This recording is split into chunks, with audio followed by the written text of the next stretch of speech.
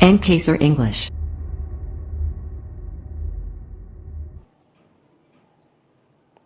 Good morning students. How are you all? Good. आज का हम अपना अगला टॉपिक शुरू करते हैं, टेंस। जिसके हम टेंस पढ़ रहे हैं पिछले 2-3 दिन से। तीनों प्रकार के टेंसों के इंडेफिनेट टेंस का हमने अच्छे से अध्ययन कर लिया है। Indefinite tense, present indefinite, past indefinite और फ्यूचर इंडेफिनेट, तीनों की अच्छी पहचान हमने कर ली है। अब हम कॉन्टिन्यूस टेंस के ऊपर चलते हैं। कॉन्टिन्यूस टेंस क्या है? कॉन्टिन्यूस टेंसेस,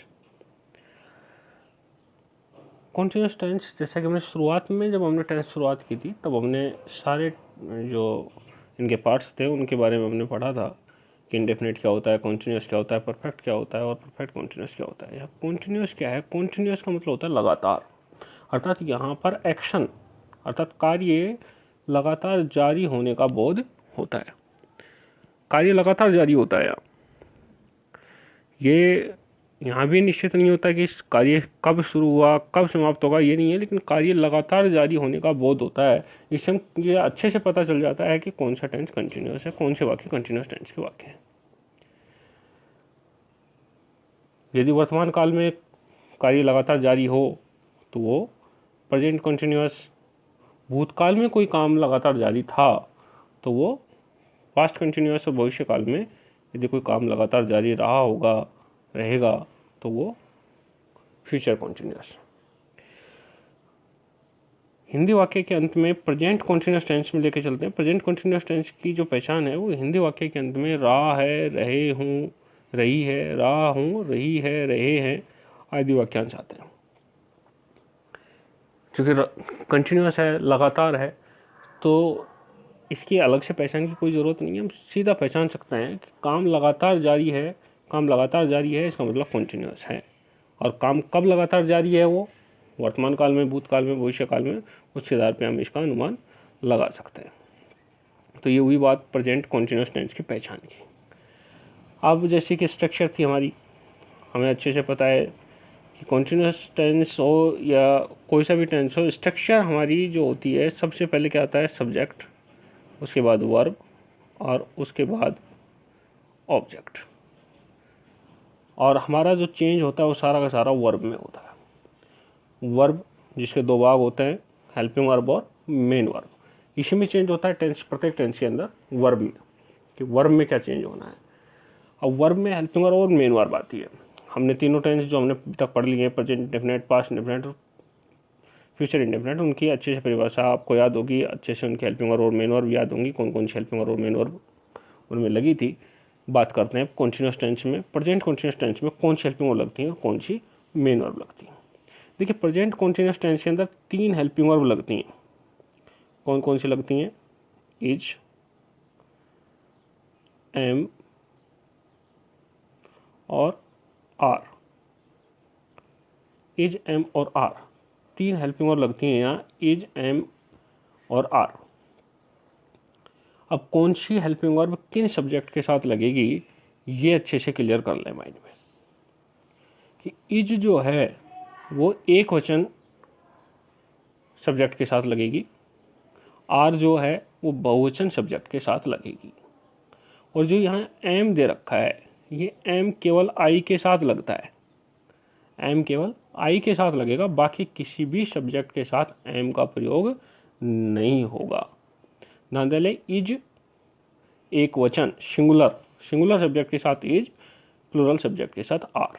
अब सिंगुलर सब्जेक्ट के हिसाब से हम देखें, प्रोनाउन वैसे तो हम पहचान ही लेंगे, नाउन यदि आ रही है तो नाउन के अंदर हम पहचान जाएंगे कौन सा सिंगुलर है कौन सा प्लूरल है। अब सिंगुलर में यदि प्रोनाउन आता है, प्रोनाउन हमने पढ़े हैं first second third person, I, we, you, he, she, it, they, तो उनमें से यदि हम देखते हैं तो he, she, it, third person singular, he, she, it, इनके साथ इज का प्रयोग करेंगे, ही, सी, इट। और वी, यू, दे वह plural subject, we, you, they, अच्छे से नोट कर लें, वी, यू, दे वह प्लूरल सब्जेक्ट के साथ आर का प्रयोग करेंगे। वी, यूं, दे वह प्लूरल सब्जेक्ट के साथ आर का प्रयोग करेंगे। और ही, सी, इट वह एकवचनकर्ताओं के साथ इज का प्रयोग करेंगे। केवल आई के साथ एम का प्रयोग होगा। क्लियर हो गया होगा अब आपको अच्छे से कि किस सब्जेक्ट के साथ कौन सी हेल्पिंग वर्ब का प्रयोग करेंगे। ये तो ही बात हेल्पिंग वर्ब की। बात करते हैं मेन वर्ब। देखिए मेन वर्ब की बात सिंपल है बहुत ही, कि जब भी कंटिन्यूअस नाम आ जाए, जहाँ भी कंटिन्यूअस का नाम आ जाए, बहुत क्लियर है, कंटिन्यूअस के अंदर वर्ब की फर्स्ट फॉर्म के साथ आईएनजी का प्रयोग करते हैं। वर्ब की फर्स्ट फॉर्म के साथ आईएनजी का प्रयोग करेंगे, बिल्कुल क्लियर है इस चीज़ को।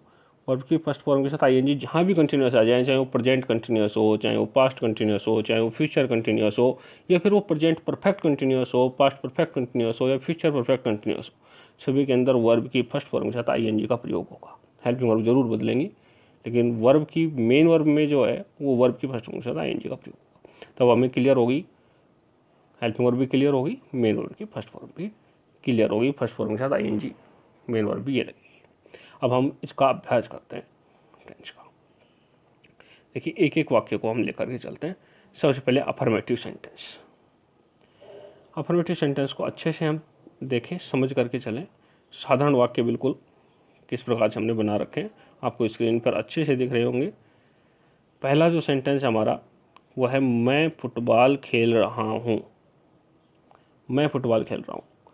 सबसे पहले मैंने बताया कि आपको सब्जेक्ट आना है, काम को करने वाला कौन है यहाँ, मैं, सब्जेक्ट आई। वर्ब क्या है यहाँ, खेलना। खेलने को क्या कहते हैं, प्ले।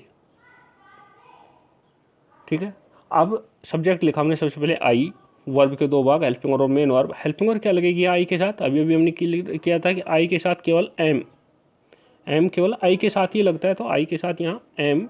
वर्ब की फर्स्ट फॉर्म के साथ आईएनजी, खेलने के लिए प्ले, और प्ले के साथ आईएनजी लगा दिया, प्लेइंग, और उसके बाद object football, I am playing football.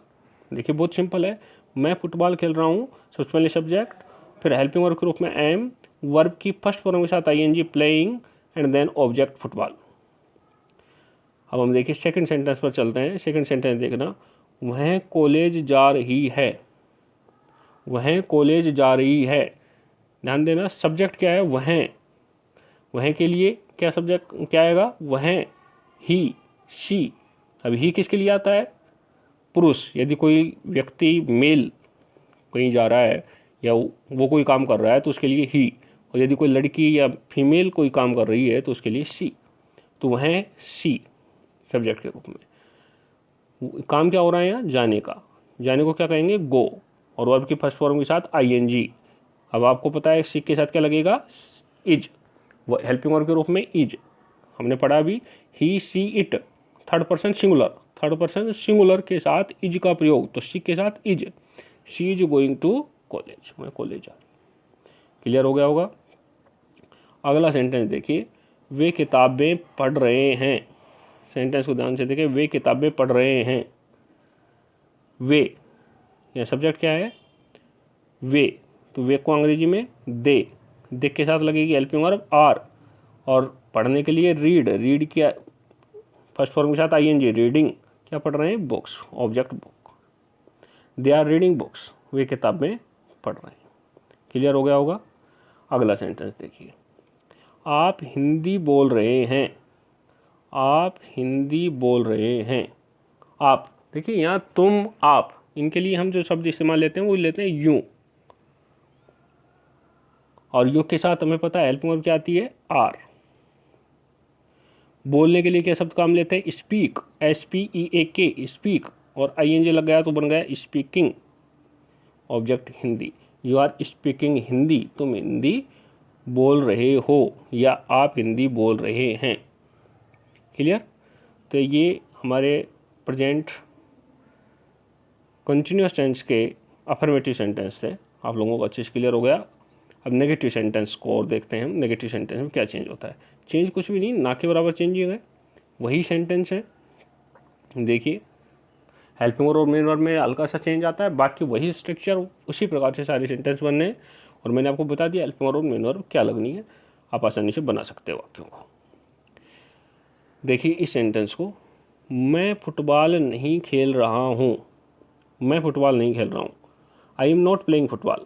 मैं, सब्जेक्ट क्या है, आई के साथ हेल्पिंग वर्ब क्या, एम। और हमें पता है कि नेगेटिव जब सेंटेंस हम करते हैं तो नेगेटिव सेंटेंस के बाद, नेगेटिव सेंटेंस में हेल्पिंग वर्ब के तुरंत बाद हम क्या लगाते हैं, नोट। हेल्पिंग वर्ब के तुरंत बाद नोट लगाते हैं, चाहे वो किसी भी टेंस का वाक्य हो, हम हमेशा ही नेगेटिव सेंटेंस के अंदर हेल्पिंग वर्ब के तुरंत बाद नोट का प्रयोग करेंगे। तो I am not playing football, खेलने के लिए प्ले, वर्ब की आईएनजी फॉर्म लगेगी, I am not playing football. अब यहाँ साधारण वाक्य था, हमने पहले पढ़ा इसको, मैं फुटबॉल खेल रहा हूँ, तो बना था आई एम प्लेइंग फुटबॉल। अब क्या केवल चेंज क्या हुआ है, नोट लग गया बीच में, I am not playing football, मैं फुटबॉल नहीं खेल रहा हूँ, या नहीं आया तो नहीं के लिए नोट लग गया, और कोई चेंजिंग नहीं है।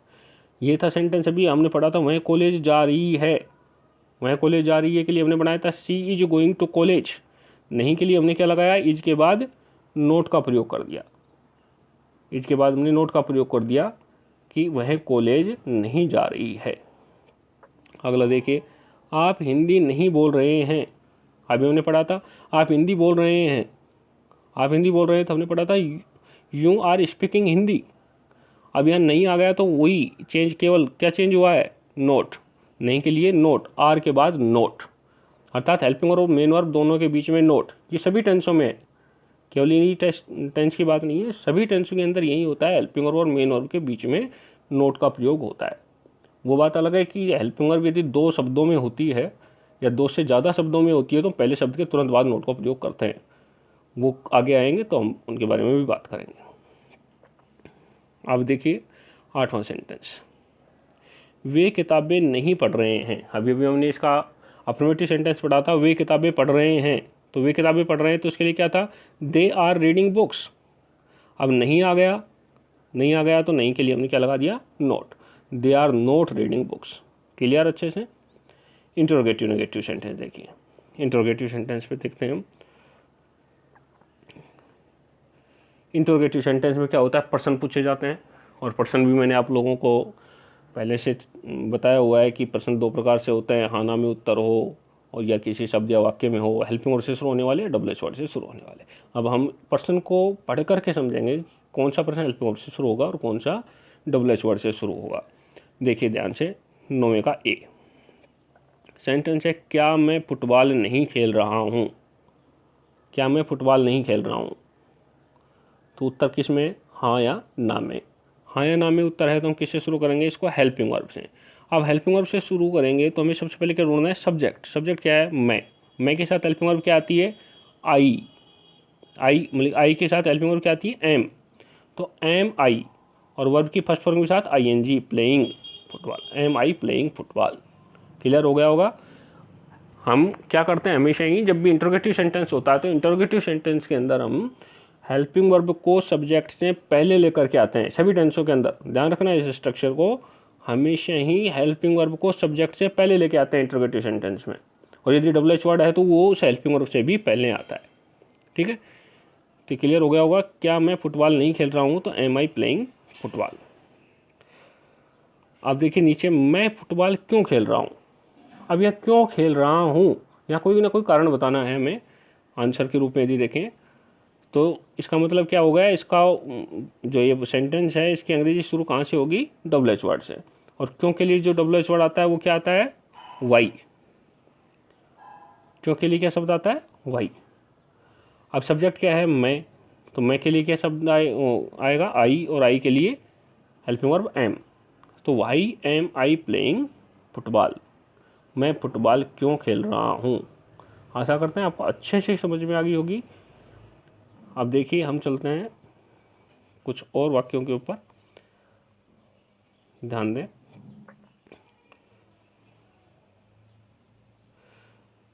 मैं फुटबॉल क्यों नहीं खेल रहा हूँ। मैं अभी था क्यों खेल रहा हूँ, अब है क्यों नहीं खेल रहा हूँ। मैं फुटबॉल क्यों नहीं खेल रहा हूँ, अर्थात ये इंट्रोगेटिव और नेगेटिव दोनों हो गया। इंट्रोगेटिव नहीं है, इंट्रोगेटिव नेगेटिव दोनों हो गया। अब दोनों है तो हम उसमें कोई दिक्कत ही नहीं है। वही इंट्रोगेटिव की तरह से बनेगा लेकिन नोट और आ जाएगा। सिंपल है। क्यों? क्यों के लिए क्या शब्द आएगा? वाई, और आई के साथ एम आता ही है, और ये आई के बाद यहाँ नोट। ये ध्यान रखना, यदि इंट्रोनेगेटिव सेंटेंस है तो सब्जेक्ट के बाद नोट का प्रयोग होगा, हेल्पिंग वर्ब के तुरंत बाद नहीं होता, क्योंकि हेल्पिंग वर्ब के बाद हमें क्या लिखना है? सब्जेक्ट, और सब्जेक्ट के बाद में फिर नोट का प्रयोग करेंगे, देन वर्ब के फर्स्ट फॉर्म के साथ आईएनजी और फिर ऑब्जेक्ट। तो why am I not playing football, मैं फुटबॉल क्यों नहीं खेल रहा हूँ। क्लियर? अगला सेंटेंस देखिए, क्या वह कॉलेज जा रही है। प्रश्न को देखते ही हमें समझ में आना चाहिए, क्या वह कॉलेज जा रही है किससे शुरू होगा? हेल्पिंग वर्ब से, क्योंकि उत्तर हाँ ना में। अब हेल्पिंग वर्ब से शुरू होगा तो वह लड़की के लिए क्या आएगी? शी, और शी के लिए हेल्पिंग वर्ब आएगी is she going to college, क्या वह कॉलेज नहीं जा रही, क्या वह कॉलेज जा रही है। Is she going to college. अब यदि इसी सेंटेंस को बनाए, क्या वह कॉलेज नहीं जा रही है, मान लीजिए इस सेंटेंस में नहीं लगा हुआ हो तो क्या होगा? नोट कहाँ लगेगा? Is she. नोट कहाँ लगेगा? यहाँ, शी के बाद यहाँ लगाएंगे हम not. Is she not going to college. Clear? अगला सेंटेंस देखिए, वह कॉलेज क्यों जा रही है। सेंटेंस को ध्यान से देखिए, वह कॉलेज क्यों जा रही है। सेंटेंस से क्लियर हो गया होगा आपको अच्छे से कि वह कॉलेज क्यों जा रही है, मतलब प्रश्न का उत्तर हाना में तो नहीं है, डबल एस वर्ड से शुरू होगा। क्यों के लिए क्या शब्द आएगा? वाई, और हेल्पिंग वर्ब के रूप में शी के साथ is going to college. Why is she going to college, वह कॉलेज क्यों जा रही है। क्लियर? और अब क्यों नहीं जा रही है, इस सेंटेंस को हम देखेंगे तो इस सेंटेंस में क्या आ जाएगा? वह कॉलेज क्यों नहीं जा रही है। ध्यान से देखिए, वह कॉलेज क्यों नहीं जा रही है, तो अब यहाँ नोट का प्रयोग केवल चेंज क्या हुआ है? नोट। तो कहाँ लगेगा नोट? सब्जेक्ट के बाद। ये सब्जेक्ट और ये वर्ब, तो सब्जेक्ट के बाद में हमने लगाया not, why she is not going to college. Clear हो गया होगा मेरे हिसाब से आपको अब सब प्रेजेंट कॉन्टिन्यूअस टेंस के अंदर किस प्रकार से हम करते हैं। अब बात हुई है प्रेजेंट कॉन्टिन्यूअस की। पास्ट कॉन्टिन्यूअस भी बिल्कुल सेम है, फ्यूचर कॉन्टिन्यूअस भी बिल्कुल सेम है, कोई चेंजिंग नहीं है इनके अंदर। तो हम इनका भी साथ साथ अभ्यास कर देते हैं, पास्ट कॉन्टिन्यूअस और फ्यूचर कॉन्टिन्यूअस। इन्हीं सेंटेंस के माध्यम से हम उनका अभ्यास कर देते हैं।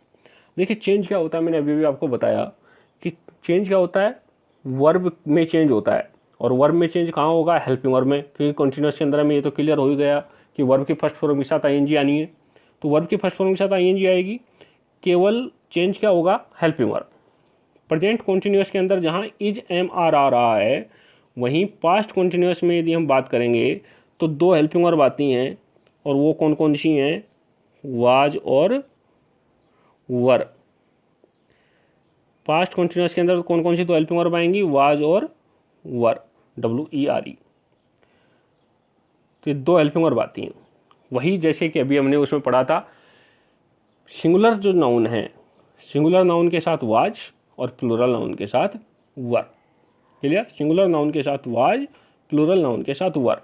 बात करें प्रोनाउन की, तो प्रोनाउन में आई और ही सी इट, वहाँ केवल ही सी इट था, आपको ध्यान होगा वहाँ केवल ही सी इट था जिनके साथ इज का प्रयोग हो रहा था। यहाँ प्रोनाउन में आई और बढ़ गया, वहाँ आई के साथ एम था, यहाँ आई ही सी इट इनके साथ तो प्रयोग हो रहा है वाज का।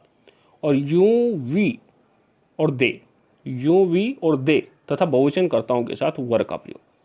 ये तो क्लियर हो गया, ये सिंगुलर के साथ, ये प्लूरल के साथ, अर्थात वो एकवचन के साथ, वाज एकवचन के साथ और वर बहुवचन के साथ। यदि हम प्रोनाउन की बात करें तो प्रोनाउन में आई और ही सी इट के साथ वाज, यू वी यू और दे के साथ वर तथा बहुवचन कर्ताओं के साथ वर। क्लियर हो गया होगा वाज और वर का प्रयोग। ज़्यादा कुछ भी कन्फ्यूजन नहीं है। सिंगुलर के साथ बस इतना ध्यान रखें, सिंगुलर के साथ वाज आता है, प्लूरल के साथ वर आता है। अब देखिए एक एक सेंटेंस को हम बना के देखते हैं।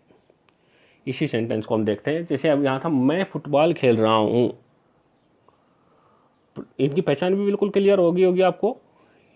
प्रेजेंट इंडेफिनिट टेंस के अंदर, प्रेजेंट कॉन्टिन्यूअस टेंस के अंदर रहा हूँ, रही हूँ, रही हैं आदि वाक्यांश हिंदी वाक्यों के अंत में आते हैं। पास्ट कॉन्टिन्यूअस में क्या आएगा? रहा था, रही थी, रहे थे। क्लियर?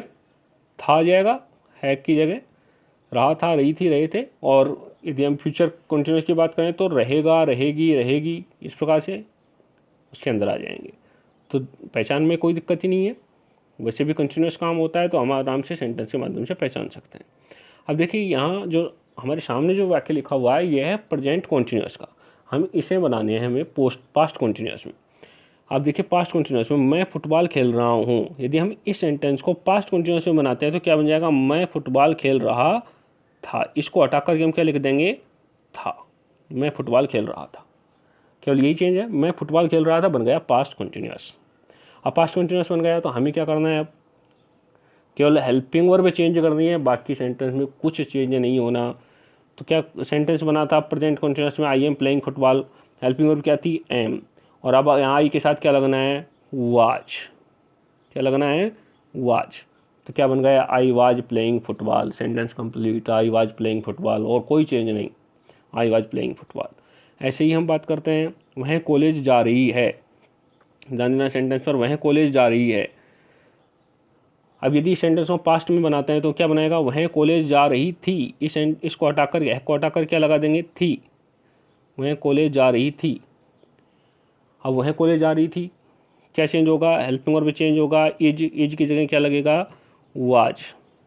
सी के साथ क्या लगेगा, वाज। तो she was going to college. Clear हो गया होगा। थर्ड सेंटेंस देखिए, वे किताबें पढ़ रहे हैं, वे किताबें पढ़ रहे हैं।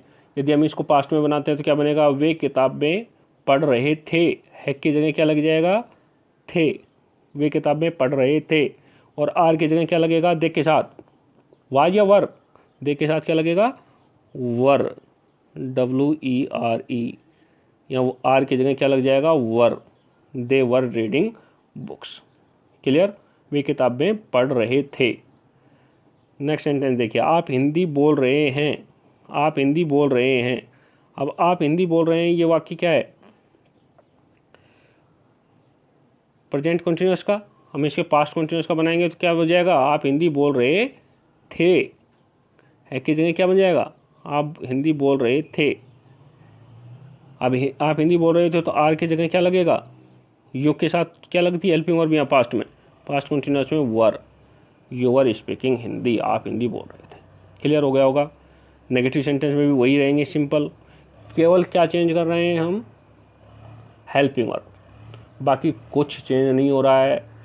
केवल टेंस की जैसे पहचान बनी वहाँ हेल्पिंग वर्ब की पहचान बदल गई है, बाकी सेंटेंस में कोई परिवर्तन नहीं हो रहा है। अभी एक दो सेंटेंस का हम और अभ्यास करके देखते हैं। जैसे मैं फुटबॉल नहीं खेल रहा हूँ, मैं फुटबॉल नहीं खेल रहा हूँ, क्या चेंज हो जाएगा, आई के साथ क्या लगेगा बताओ, मैं फुटबॉल नहीं खेल रहा हूँ। पहले तो सेंटेंस हिंदी में बदलते हैं, मैं फुटबॉल नहीं खेल रहा था, क्या बनेगा, मैं फुटबॉल नहीं खेल रहा था, पास्ट कंटिन्यूअस। एम की जगह was, I was not playing football. Next sentence, वह कॉलेज नहीं जा रही है, क्या बनेगा, वह कॉलेज नहीं जा रही थी। और अंग्रेजी में देखें तो सी इज की जगह she was not going to college. Clear. सातवां सेंटेंस देखिए, आप हिंदी नहीं बोल रहे हैं, आप हिंदी नहीं बोल रहे हैं, क्या बनेगा, आप हिंदी नहीं बोल रहे थे, आप हिंदी नहीं बोल रहे थे। तो क्या बन जाएगा, आर की जगह were. You were not speaking Hindi, तुम हिंदी नहीं बोल रहे थे। अगला सेंटेंस, वे किताबें नहीं पढ़ रहे हैं, है की जगह क्या आएगा, वे किताबें नहीं पढ़ रहे थे। और वर्ब मेन हेल्पिंग वर्ब में क्या आएगा चेंज, दे वर, दे के साथ क्या लगेगा, वर। दे वर नॉट रीडिंग बुक्स, वे किताबें नहीं पढ़ रहे थे। क्लियर। अब इंट्रोगेटिव नेगेटिव में भी वही होगा चेंज, अर्थात हेल्पिंग वर्ब की जगह में वाज वर्ब में से चेंज करना है। वाज कहाँ करना है, वर कहाँ करना है। क्लियर हो गया होगा आपको। क्या मैं फुटबॉल नहीं खेल रहा हूँ, क्या मैं फुटबॉल नहीं खेल रहा हूँ, तो क्या मैं फुटबॉल नहीं खेल रहा था, यहाँ क्या लग जाएगा, था। क्या मैं फुटबॉल नहीं खेल रहा था, एम की जगह क्या लग जाएगा, वाज। क्या मैं फुटबॉल नहीं खेल रहा था, was I playing football, was I playing football. क्या मैं फुटबॉल, अच्छा नहीं हो रहा है यहाँ, क्या मैं फुटबॉल नहीं खेल रहा था, तो नोट और लगेगा, नोट और, या नोट नहीं लगा रखा था पहले भी, ध्यान नहीं दिया हमने। क्या मैं फुटबॉल नहीं खेल रहा हूँ, am I not playing football. पहले ये था मैं खेल रहा हूँ तो am I not playing football, और अब क्या बनेगा, was I not playing football. क्या मैं फुटबॉल नहीं खेल रहा था, आई के लिए आई के बाद नोट का प्रयोग। मैं फुटबॉल क्यों खेल रहा हूँ, मैं फुटबॉल क्यों खेल रहा हूँ, तो why am I playing football. अब हूँ की जगह क्या, मैं फुटबॉल क्यों खेल रहा था, क्लियर। और एम के साथ क्या, आई के साथ क्या लगता है, वाच, एम की जगह watch, why was I playing football, clear. तो ये बात हुई पास्ट कंटिन्यूअस की। ऐसे ही हम इन वाक्यों में भी बना लेंगे। हेल्पिंग वर्ब की जगह वाज वर्ब का प्रयोग कर करके आई के साथ वाज, यू के साथ वर, विक के साथ वर, हमें क्लियर हो गया अच्छे से। सिंगुलर सब्जेक्ट के साथ वाज एंड प्लूरल सब्जेक्ट के साथ वर। बात करें फ्यूचर कंटिन्यूअस की। फ्यूचर कंटिन्यूअस में क्या चेंज है, फ्यूचर कंटिन्यूअस में ना के बराबर चेंजिंग है, वही हेल्पिंग वर्ब की चेंज केवल, बाकी वर्ब क्या आएंगे फॉर्म ही आनी है। हेल्पिंग वर्ब क्या आएंगी ये थोड़ा सा हम क्लियर कर लें। देखिए यदि फ्यूचर कंटिन्यूअस की बात करते हैं हम, तो फ्यूचर कंटिन्यूअस के अंदर हेल्पिंग वर्ब क्या आएंगी, फ्यूचर कंटिन्यूअस के अंदर हेल्पिंग वर्ब आएंगी शैल बी और विल बी। हमने उसके अंदर पढ़ी थी फ्यूचर इंडेफिनेट टेंस के अंदर शैल और विल, फ्यूचर इंडेफिनेट में हमने पढ़ी थी शैल और विल।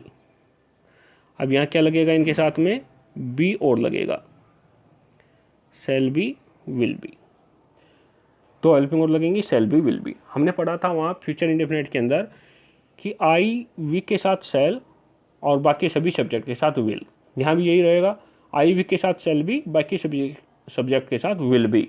वो बात अलग है कि मैंने बताया था आपको उस समय भी कि मॉडल्स वर्ब के अंदर हम कुछ इसके नियम में संशोधन पढ़ेंगे, वो मॉडल्स वर्ब की बात है। तो क्लियर हो गया, आई वी के साथ शैल बी, बाकी सभी सब्जेक्ट के साथ विल बी। देखिए हम इसका भी एक दो सेंटेंस अभ्यास करके देखते हैं। मैं फुटबॉल खेल रहा हूँ, चेंज करेंगे तो क्या करेंगे, रहा हूँ की जगह मैं फुटबॉल खेल रहा हूँगा, मैं फुटबॉल खेल रहा हूँगा।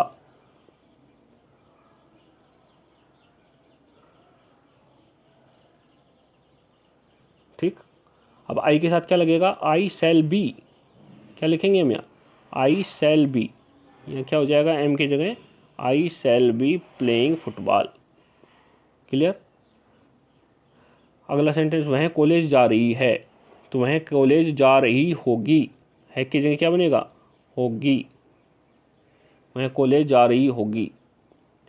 अब इसके साथ क्या लग जाएगा यहाँ, सी विल बी, क्या लगेगा यहाँ, she will be, W I double L और B E, she will be going to college, इसकी जगह विल बी लग जाएगा, बाकी और कोई चेंज नहीं, वह कॉलेज जा रही होगी। थर्ड सेंटेंस देखिए, वे किताबें पढ़ रहे हैं, तो क्या बनाएंगे फ्यूचर के अंदर, वे किताबें पढ़ रहे होंगे, भविष्य की बात है, वे किताबें पढ़ रहे होंगे, तो वे किताबें पढ़ रहे होंगे, यही चेंज होगा, वे किताबें पढ़ रहे होंगे। और होंगे आर के साथ क्या लग जाएगा, will be, they will be reading books, they will be reading books, clear. ऐसे ही अगले सेंटेंस को देखें, आप हिंदी बोल रहे हैं, आप हिंदी बोल रहे हैं, तो आप हिंदी बोल रहे होगे, होगे, तो आर की जगह क्या लगाएंगे, you will be, you will be speaking Hindi, तुम हिंदी बोल रहे होगे, क्लियर हो गया। नेगेटिव सेंटेंस में भी वही होगा। अब यहाँ नेगेटिव सेंटेंस में थोड़ी सी ध्यान रखने की बात है, क्या ध्यान रखने की बात है, देखिए मैं फुटबॉल नहीं खेल रहा हूँ, मैं फुटबॉल नहीं खेल रहा हूँ, तो इसको बनाएंगे अंग्रेजी में, तो क्या बनेगा, हिंदी में यदि इसको हम भविष्य में रूपांतरित करते हैं फ्यूचर कंटिन्यूअस में, तो मैं फुटबॉल नहीं खेल रहा हूँगा, मैं फुटबॉल नहीं खेल रहा हूँगा, लिख दिया हमने, मैं फुटबॉल नहीं खेल रहा हूँगा। अब बनाएंगे हम इसको आई सेल बी नोट करेंगे या आई सेल नोट बी। मैंने अभी बताया था कि दो शब्दों में या दो से ज़्यादा शब्दों में यदि हेल्पिंग वर्ब है तो हम क्या करेंगे, उसमें चेंजिंग उन दोनों शब्दों के बीच में नोट को प्रयोग करेंगे, अर्थात पहले शब्द के तुरंत बाद। तो आई सेल नोट बी, बस यही ध्यान रखने की बात है, इसमें चेंजिंग क्या हुई है, केवल I shall not be, helping verb दो टुकड़ों में आ गई। हमने क्या किया, I shall not be playing football, मैं फुटबॉल नहीं खेल रहा हूँगा, बाकी और कोई चेंज नहीं, I shall not be playing football. वह कॉलेज नहीं जा रही है, तो वह कॉलेज नहीं जा रही होगी, क्या चेंज होगा, होगी, वह कॉलेज नहीं जा रही होगी, क्या चेंज होगा, विल नोट बी, इज की जगह क्या लग जाएगा, विल, बीच में नोट आ गया और फिर नोट के बाद be, will not be, she will not be going to college, clear. Next, आप हिंदी नहीं बोल रहे हैं, आप हिंदी नहीं बोल रहे होगे, क्लियर, आप हिंदी नहीं बोल रहे होगे। आर के जगह क्या लगाएंगे, will not be, will not be, will not be, you will not be speaking Hindi. तो आशा करते हैं आपको अच्छे से समझ में आ गया होगा तीनों प्रकार के कॉन्टिन्यूअस टेंस। मैं कुछ सेंटेंस दूंगा आपको ट्रांसफॉर्मेशन करने के लिए, आप उनको बनाना और समझना। कोई दिक्कत आए तो कमेंट्स कर करके, मैसेज कर करके मुझसे पूछना।